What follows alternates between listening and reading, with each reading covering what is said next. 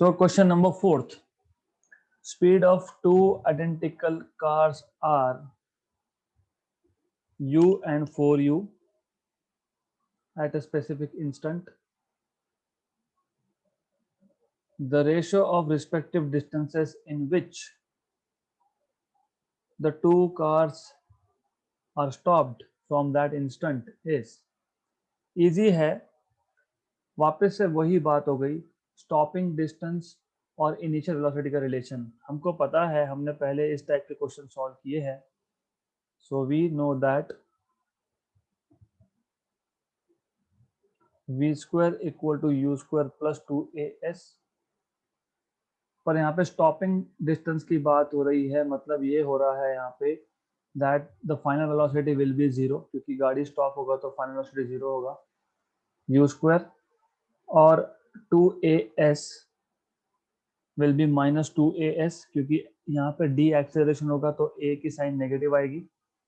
मतलब मैंने कल भी लिया था हमारा लास्ट एग्जाम्पल क्वेश्चन नंबर 2, फिर क्वेश्चन 3 सेम टाइप का था, तो मैंने आपको बोला था कि खुद कर लो. और क्वेश्चन नंबर 4 भी सेम टाइप का ही है, मतलब u square is equal to 2as. मतलब यहाँ से हमको मिल गया u square is proportional to s. और आपको रेशो ही पूछा है स्टॉपिंग डिस्टेंसेस का, तो आपको s1 अपॉन s2 ये रेशो पूछा है, that will be u1 upon u2 का स्क्वायर. u1 जो है वो u है और u2 जो है वो 4 टाइम्स ऑफ u है, तो you have to cancel out u and then square, so it is 1 by 16. basically ये क्वेश्चन ओरल क्वेश्चन था, राइट. तो स्टॉपिंग डिस्टेंसेस का ratio is nothing but initial velocities का square. Okay, ratio of initial velocity का square आएगा ये. so this is how you can solve this question, easy. next question. A particle starts from rest. Its acceleration a versus time t is shown in figure.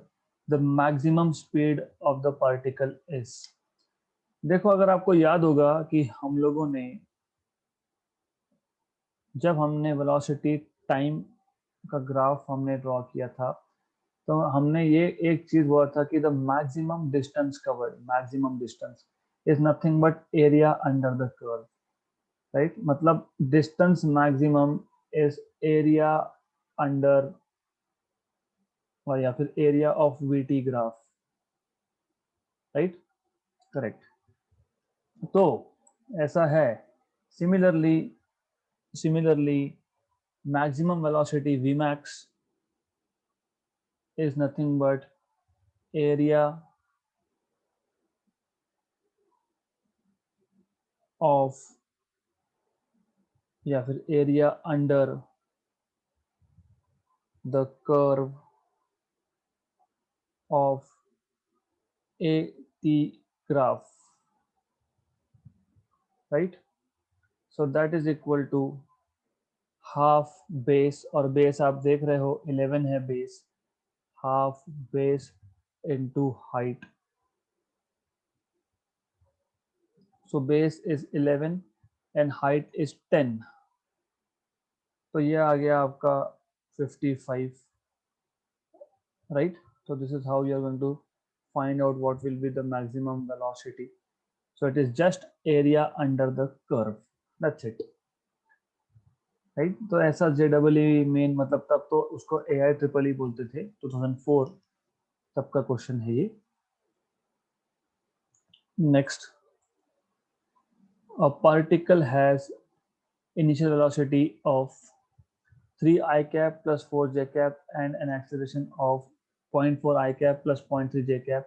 its speed after 10 seconds is. This type of question we have covered in vectors, but again I am going to take it. हमको initial velocity मतलब u bar दिया है, that is 3 i cap plus 4 j cap. हम लोगों को acceleration दिया है a bar equal to 0.4 i cap plus 0.3 j cap, और हमको टाइम दिया है 10 सेकेंड, और हमको पूछा है what is the final velocity, it's speed after 10 second. What we know is हमको ये पता है कि वेक्टर फॉर्म में v bar is u bar plus a bar t. Okay, so v bar is equal to u bar is 3 i cap plus 4 j cap plus a bar is 0.4 I cap plus 0.3 j cap into t is 10. तो इसको आप solve करोगे तो ये आएगा 3 I cap plus 4 j cap plus 4 I cap plus 3 j cap. तो ये आएगा आपका 3 plus 4 that is 7 I cap plus 7 j cap. ये आ गया आपका final velocity in terms of vector. हमको मैग्नीट्यूड के टर्म्स में आंसर पूछा है तो इजी है. What we know is magnitude of a vector is given by x component square plus y component square. यहाँ पे दोनों ही 7 7 है तो that is 2 times of 7 square. 7 square root से बाहर आ जाएगा तो 7 बन जाएगा तो 7 root 2 units. So you have this as 7 root 2 units. Option number B. So this is how you can solve this question. So this is question which is also a part of vectors, is also a part of 1D motion, right? Okay, easy question tha. Next question. See, this question is actually very simple, but when you see a lot of books, बहुत difficult करके रखा है इसको. ये question बहुत simple है. A small block slides without friction down an inclined plane starting from rest. Let Sn be the distance traveled from time t equal to n minus 1 to t equal to n. Then Sn upon Sn plus 1 is given by. देखो block है वो slide हो रहा है एक plane पे. So we have an incline plane. हमारे पास ऐसा एक प्लेन है, यहाँ पे एक ब्लॉक है जो स्लाइड हो रहा है. वी डोंट केयर ना, क्या फर्क पड़ता है. लीनियर मोशन है, बस इतना बताना चाहिए. This is linear motion. आगे क्या बोला है हमने? आगे बोला है distance covered in n minus 1 to n second. मैं अगर बोलता हूँ n की वैल्यू 5 ले लो, मान लो, जस्ट फॉर एन एग्जाम्पल. मतलब 5 माइनस 1 मतलब 4, तो 4 टू 5th, तो डिस्टेंस ट्रेवल्ड इन 5th सेकेंड हो गया वो, है ना. 0 टू 1 मतलब फर्स्ट सेकेंड होता है. 0 टू 1 मतलब फर्स्ट सेकेंड होता है. 1 टू 2 मतलब सेकेंड सेकेंड होता है. 2 टू 3 मतलब थर्ड सेकेंड होता है. 3 टू 4 मतलब फोर्थ सेकेंड होता है, राइट. तो ऐसा ही करते गया मैं. तो n माइनस 1 टू n ये nth सेकेंड होता है. हमको पता नहीं है कि distance travelled in n second का फॉर्मूला पता है. Sn equal to u plus a by 2 two n minus 1. But इन्होंने बोला है starting from rest, but u equal to 0. Therefore Sn is equal to 0 plus a by 2 times of n minus 1. Therefore Sn is equal to a by 2 times of n minus 1. Equation number 1. और बोला है आपको ratio of Sn to Sn plus 1. Also Sn plus 1 मतलब what is the distance traveled in n to n plus 1 second.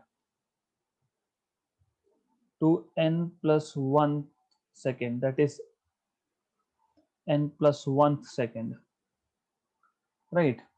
हाँ, तो वो भी वैसे ही करेंगे हम लोग. Similarly a by 2 times of n. n की जगह पे लिख लेना n plus 1 minus 1.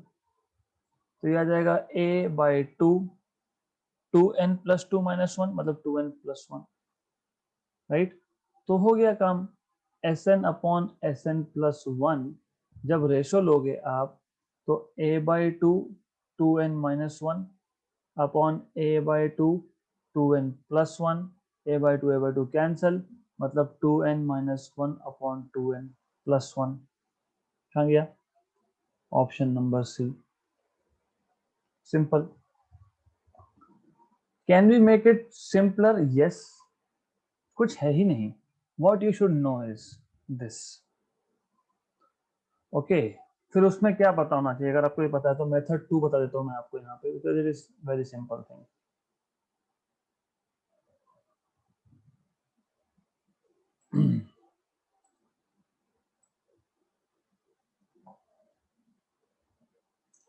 So in method 2, what we will do is, shortcut है ये बहुत.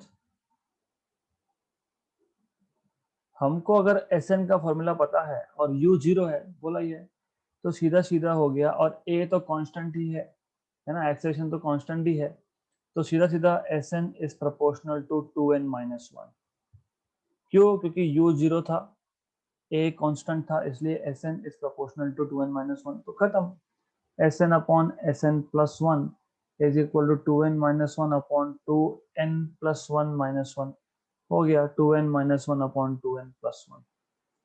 So there is nothing. Method 2 से proportionality देखना है, बात खत्म हो गई इसमें.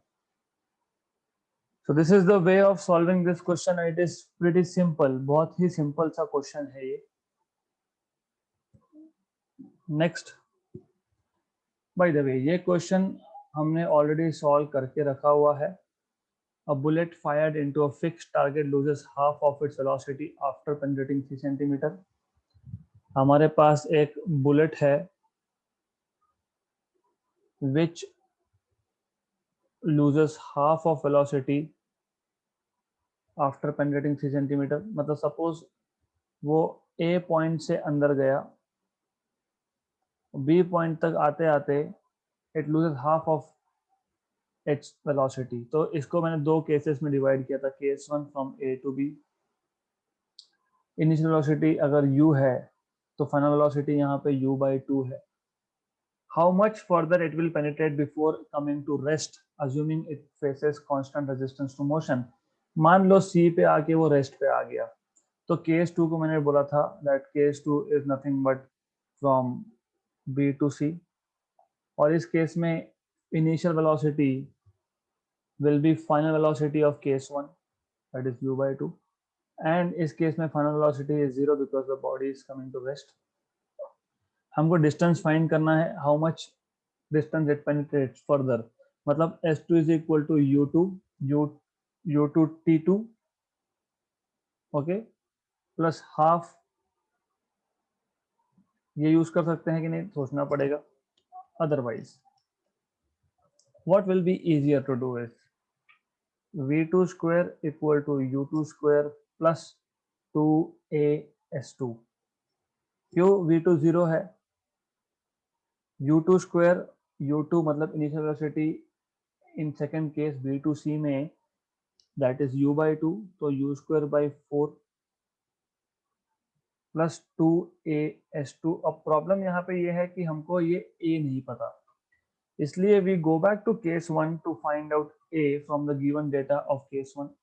इजी है, you can find out value of A using the data, क्योंकि आपको पहले केस में S1 भी दिया है 3 सेंटीमीटर. तो पहले केस से आप using V1 square equal to U1 square plus 2AS1. देखो मैं A1 नहीं लिख रहा हूँ क्योंकि उन्होंने बोला है how much further it will penetrate before coming to rest, that it assuming that it faces constant resistance to motion. तो ये जो कांस्टेंट रेजिस्टेंस टू मोशन है ना, इसका मतलब होता है कि acceleration, that is actually D acceleration, is constant. तो पहले केस में डी एक्सेलरेशन, दूसरे केस में डी एक्सेलरेशन सेम है. तो A1 इक्वल टू A2 है. चाहिए तो लिख दो, फिर वन बाद में देख लेंगे उसको, राइट. तो what we know is in final velocity in case 1, मतलब पॉइंट B पे वेलोसिटी जो होगा, that is U square by 4 equal to this is U square. Minus ले रहा हूं मैं, नहीं लेना तो मतलब बाद में आ जाएगा वो. So 2 times of A1 and S1. S1 is nothing but 3. तो ये आएगा आपका U square by 4 minus U square equal to 6A1. You have to solve this, right? So that is जो भी वैल्यू आएगी कर लो सॉल्व इसको। 1/4 माइनस 1 इज 3/4, तो आपको मिल जाएगा यहाँ से, you will get 6a1 is equal to minus 3u² by 4। तो 1 जा 2 जा, तो a1 आपको मिल जाएगा, -u²/8। और फिर आप सेकेंड केस में बोलोगे a1 equal to a2 equal to -u²/8, और सेकेंड केस में v2 0 था, u2 आपके पास u/2 का स्क्वायर होगा। ओके, 2 और a2 की वैल्यू आप डालोगे -u²/8 into s2। You have to solve this thing, and ये सॉल्व करोगे तो आपको मिल जाएगा 1, क्योंकि 1 ही आ रहा है आंसर यहाँ से सॉल्व करने के बाद। तो s2 is equal to 1 centimetre, right. तो रिपीट हुआ है, इट्स ओके, क्योंकि ये JEE में AIEEE में आया है, राइट। और this is a question from my batch 2005। I was in, no, I wasn't in 10th that time, 12th, I was in 10th, right। तो आई डोंट रिमेम्बर आया भी होगा तो मेरे बैच में, but I was in 2007 batch. Okay, anyways, तो ये question ऐसे सॉल्व कर सकते हो, और हमने किया है, जस्ट रिपीटिंग इट बिकॉज ठीक है, it's better to repeat if it is important. Then number 9th, a particle located at x equal to 0 at t equal to 0 starts moving along the positive x direction with a velocity v that varies as v equal to alpha root x. The displacement of the particle varies with time as. You need to pay proper attention to this question. Why? Because it involves integration, right? तो ये आपको पता होना चाहिए। अब integration कैसे solve करते हैं, you should be comfortable with solving integrals now, okay? So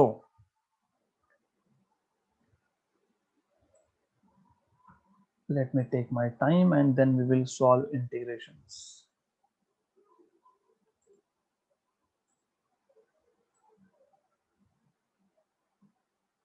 Good. तो आपको फर्स्ट ऑफ ऑल आपके पास कुछ इंफॉर्मेशन दी है। पार्टिकल इनिशियली ओरिजिन पे बैठा है, ये बोला है at x equal to 0, particle is located at x equal to 0 at t equal to 0। जब टाइम 0 था तो पार्टिकल 0 पे था, मतलब ओरिजिन पे था।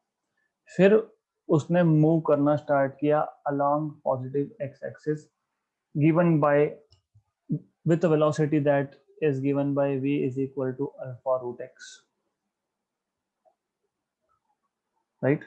हमको पूछा है कि x और टाइम का रिलेशन कैसा आएगा, तो x is proportional to t raise to n ऐसा पूछा है, और n की वैल्यू फाइंड करनी है, दैट्स इट। तो जस्ट टू टेल यू कि क्या करना है यहाँ पे, what we know is v मतलब dx by dt, rate of change of displacement with respect to time is velocity, alpha x root मतलब x रेज टू हाफ। फिर आपको अगर याद होगा, मैंने आपको बताया था आपके पास ये डिफरेंशियल इक्वेशन बन गया। मैंने बताया था डिफरेंशियल इक्वेशन वो इक्वेशन होता है जिसमें डेरिवेटिव आ जाता है। फिर मैंने आपको बताया था कि आपको ये चेक करना होता है कि इसमें कितने वेरिएबल है। इसमें 2 वेरिएबल है, एक x एक p। फिर मैंने आपको बताया था फिर ये चेक करना होता है कि क्या हम इन वेरिएबल्स को सेपरेट कर सकते हैं। सेपरेट मतलब एक वेरिएबल को लेफ्ट हैंड साइड पे, एक वेरिएबल को राइट हैंड साइड पे। Yes we can do. तो this is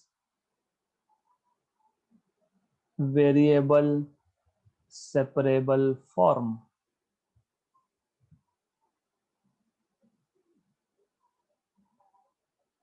right। Therefore dx upon x raised to half, मैंने सिर्फ वेरिएबल्स को सेपरेट किया है यहाँ पे, is equal to alpha dt। Then ये x रेज टू हाफ को ऊपर ले गए तो x raise to minus half dx is equal to alpha dt। फिर मैंने आपको बताया था कि एक बार आपने वेरिएबल सेपरेट कर लिए तो then you have to integrate, integrating on both sides, on both sides. Therefore integration of x raised to minus half dx is equal to integration of alpha dt. फिर मैंने आपको बताया था formula x raised to n का integration, we know that integration of x raised to n dx is x raised to n plus 1 upon n plus 1. और अगर limits नहीं है इंटीग्रेशन पे, हमको नहीं पता कि मिनिमम डिस्टेंस और मैक्सिमम डिस्टेंस का क्या लिमिट है, तो एक कांस्टेंट ऐड करते हैं प्लस सी. अब क्योंकि राइट हैंड साइड और लेफ्ट हैंड साइड दोनों जगह पे लिमिट्स नहीं है, तो आप लेफ्ट साइड पे या राइट साइड पे कहीं पे भी कांस्टेंट ऐड कर सकते हो. तो मैं फॉर्मूला में यहाँ पे फिलहाल लिख नहीं रहा हूँ, but there is a C over here. ठीक है, लिख देते हैं, कोई फर्क नहीं पड़ता है. Therefore x raise to minus half dx का इंटीग्रेशन क्या आएगा, x raise to minus half plus 1 upon half minus half plus 1 plus a constant c. मतलब ये क्या आएगा, x raise to minus half plus 1 is x raise to plus half upon half plus c. मतलब ये क्या आएगा, 2 times of x raise to half plus c. Equation number 2 बोल देते हैं. Also integration alpha D T, alpha तो constant है, constant की जगह तो डेरिवेटिव और इंटीग्रेशन के बाहर होती है, राइट. ये मैं लिख दूंगा अल्फा टी. यहाँ पे मैं कोई कांस्टेंट नहीं ऐड कर रहा, करना है तो कर लो, कोई फर्क नहीं पड़ता. फिर मुझे सिर्फ इतना करना पड़ेगा, इसको C1 बोलना पड़ेगा, इसको भी C1 बोलना पड़ेगा, C1 C1, that's it. Okay, इसको बोल देते हैं इक्वेशन नंबर 3. मैं जानबूझ के लेंदी कर रहा हूँ, इंटीग्रेशन आपको अच्छे से समझाने के लिए लेंदी कर रहा हूँ. शॉर्टकट डू एग्जिस्ट, मैं बताऊंगा, राइट, पर इंटीग्रेशन तो करना ही पड़ेगा आपको. Okay, so substituting 2 and 3 in equation number 1. Therefore हमको मिल जाएगा 2x raised to half plus c1 equal to alpha t plus c2. okay, correct. Therefore 2x raised to half equal to alpha t plus c2 minus c1. but क्या बोला है, at t equal to 0 x equal to 0. Therefore मैं यहाँ पे x के लिए 0 डालता हूँ तो लेफ्ट हैंड साइड 0 हो गया, t के लिए 0 डालता हूँ तो ये भी 0 हो गया, मतलब c1 minus c2 minus c1 0 हो गया. Therefore c2 माइनस c1 0 हो गया. ये इक्वेशन नंबर 4 बोलना चाहिए था. Therefore c2 माइनस c1 अगर मैंने 0 कर दिया, इक्वेशन नंबर 4 में c2 माइनस c1 0 डाल दिया, तो ये बन जाएगा 2 times of x raised to half equal to alpha t, क्योंकि c2 माइनस c1 0 आ गया, राइट. ओके, देयरफॉर ये बन जाएगा आपका x raised to half equal to alpha by 2 times of t. Therefore x raised to half is proportional to t, क्योंकि alpha जो है constant है, 2 जो है कांस्टेंट है. Squaring on both sides x is proportional to t square. Question हो गया solve, option number D, right. ये मैंने बहुत स्लोली बताया है, मैं आपको बताता हूँ शॉर्टकट मेथड. शॉर्टकट मतलब है यही, बस I will not include all this steps. क्या दिया था, स्टार्ट करते हैं. v is proportional to alpha x, v is proportional to alpha root x is equal to alpha root x. मतलब v is dx by dt equal to alpha x raised to half, variable separable form dx by x raised to half alpha dt, x raised to minus half dx equal to alpha dt, integrating on both sides, x raised to minus half का integration x raised to plus half upon half equal to alpha constant dt का integration t plus a constant. अभी क्या दोनों side पे एक एक constant था, मैं क्या फर्क पड़ता है ना। देखो लास्ट केस में मैंने क्या किया था, लेफ्ट हैंड साइड पे एक कांस्टेंट c1, राइट हैंड पे c2, फिर लिखा c2 माइनस c1। अरे कांस्टेंट माइनस कांस्टेंट कांस्टेंट ही आएगा ना, तो दो दो कांस्टेंट लिखने का काम नहीं है यहाँ पे। This you will learn in mathematics. Constant minus constant is a constant, constant plus constant is a constant, constant divided by constant is a constant, constant multiplied by constant is a constant. तो मैं बार बार दो constant नहीं लिखने वाला हूँ, तो that's it. तो यह आ जाएगा two alpha 2x raise to half equal to alpha t plus c. अब हमने बोला था कि एट टी इक्वल टू शून्य, एक्स इक्वल टू शून्य, है ना, आर्यभट्ट वाला zero, at t equal to zero x equal to zero, therefore simple zero equal to zero plus c. अभी सी इक्वल टू जीरो आ गया ना, इसको यहाँ पे उठा के डाल देना, तो मिल गया two x raise to half equal to alpha t. हाँ, फिर x raise to half is proportional to t, ये अल्फा कांस्टेंट है, ये प्रोपोर्शनल में अलग से दिखा रहा हूँ, राइट। तो अभी स्क्वायरिंग कर दिया तो x is proportional to t square, हो गया खत्म। तो क्या मैंने वो सिर्फ स्टेप्स एक एक करके आपको बताया था, so that you understand, you remember how to do integration. That was the only reason behind increasing the number of steps, that's it. तो थोड़ा थोड़ा मैथमेटिकल टच देते जाऊंगा मैं, करेक्ट। तो this was the reason. Next question, good. वापस से एक क्वेश्चन आ गया जिसमें इंटीग्रेशन लगने वाला है। An object moving with a speed of initial speed 6.25 meter per second is deaccelerated at a given rate given by dv by dt, है ना। dv by dt एक्सेलरेशन, ये डीएक्सेलरेशन है इसलिए माइनस साइन आ गया यहाँ पे। Where v is instantaneous speed, मतलब क्योंकि स्पीड कम होता जा रहा है तो हर एक टाइम पे स्पीड अलग अलग होगा, right. The time taken by the object to come to rest, come to rest मतलब फाइनली जीरो, वुड बी। ये क्वेश्चन एग्जैक्टली सेम तरीके से सॉल्व करना है, ये ऑलरेडी वेरिएबल सेपरेबल फॉर्म है हमारे पास। तो dv बाय रूट वी मतलब रूट वी मतलब v raise to half is equal to minus 2.5 dt, right. मैं ट्रिक बताने वाला हूँ बाद में, अब नेक्स्ट खत्म कर लेते हैं, देन ट्रिक, बार बार वो इंटीग्रेशन सॉल्व नहीं करना हमें। तो v raise to minus half dv is equal to minus 2.5 dt। अभी कर दो इंटीग्रेट, तो integration of v raise to minus half dv is equal to minus integration 2.5 times of dt, right. Limits दिए हुए हैं, है ना, लोअर लिमिट अपर लिमिट दिया हुआ है। कहाँ से स्टार्ट हुआ था, 6.25 से, है ना। फाइनल स्पीड क्या हो गया, zero.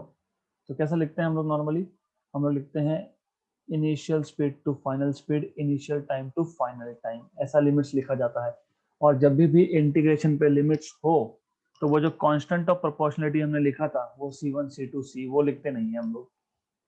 v raise to half minus half का इंटीग्रेशन अभी मैंने बताया था, v raise to plus half by half, limits u to v, minus 2.5 तो कांस्टेंट था, dt का इंटीग्रेशन t, लिमिट्स 0 से t, राइट। तो 2 times of v raise to half, lower limit 6.25, upper limit 0, minus 2.5 t, lower limit 0, upper limit time, क्योंकि मैं 0 से t के बीच में देख रहा हूँ ना ये सब, तो 0 टू t होता है वो। अपर लिमिट डाल दोगे तो 0 आ जाएगा, है ना। लोअर लिमिट डाल दोगे तो 2 इंटू 6.25 रेज टू हाफ आ जाएगा, माइनस 2.5 टाइम्स ऑफ t आ जाएगा यहाँ पे, माइनस 2, 6.25 का रूट 25 का स्क्वायर 625, तो 6.25 का root 2.5 minus 2.5t minus 2.5 minus 2.5 cancel, तो t is equal to 2 seconds है क्या? ऑप्शन नंबर बी है correct. So this is how you are going to solve this question. This is how you are suppose to solve this question. अब ऐसा है क्योंकि ये v raise to minus half वाले integration बहुत ज्यादा आ रहे हैं, तो you should remember just by looking at the question. क्या देखा मैंने? dv by d t is equal to minus 2.5 root of v.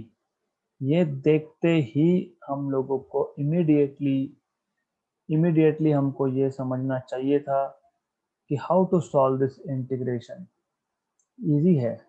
और अगर आपको और शॉर्टकट करना है तो पिछले एग्जाम्पल पे आ जाना, पिछले एग्जाम्पल पे आ जाओ, क्योंकि पिछला एग्जाम्पल आप लोगों को एटलीस्ट यहाँ तक तो लेके ही आता है. सिर्फ डिफरेंस क्या था कि लिमिट्स का प्रॉब्लम था, है ना? तो लिमिट्स नहीं थे तो ठीक है, लिमिट्स यहाँ पे है तो डायरेक्टली यहीं पे dv बाई अभी v रेज टू हाफ, ये v रेज टू हाफ इधर जाएगा, फिर इधर से ऊपर जाएगा, तो मैं बार बार ऐसा क्यों करूंगा? I directly write down this. ये देखते ही v raise to minus half dv equal to minus 2.5 dt. फिर पता है ना इंटीग्रेट करना, तो यहीं पे कर डालते हैं. फिर पता है limits 6.25 0 to t.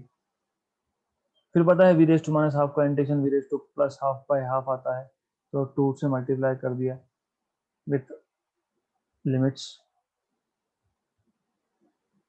with limits over here also, correct. फिर अपर लिमिट लोअर लिमिट करेंगे, सॉल्व करेंगे, t इक्वल टू 2 सेकेंड आ जाएगा. That's it. This is how you are suppose to solve this question. तो इंटीग्रेशन के rules they are important for you to know, पता होने चाहिए.